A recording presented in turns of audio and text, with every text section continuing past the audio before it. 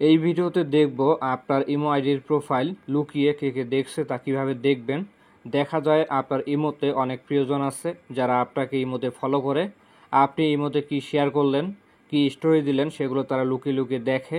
আপনি এখন যদি সেটা দেখতে চান কে কে আপনার প্রোফাইল ভিজিট করতে আসে, তাহলে ভিডিওটি সম্পূর্ণ দেখুন। এই জন্য সবার প্রথমে ইমো অ্যাপটি ওপেন করবেন। ইমো অ্যাপ ওপেন করার পর আপনার প্রোফাইল ফটোতে ক্লিক করবেন। ক্লিক করার পর আপনার প্রোফাইল নামে ক্লিক করবেন। এবার উপরের দিকে দেখুন একটা ঘন্টার মতো আইকন দেখতে পাচ্ছেন, এখানে ক্লিক করবেন। এবার দেখুন একজন ইমো ইউজার আমার প্রোফাইলটি আজকে ভিজিট করেছিল। আপনি যদি তার প্রোফাইলটি দেখতে চান তাহলে তার এই প্রোফাইল নামে ক্লিক করবেন। আমি ক্লিক করলাম।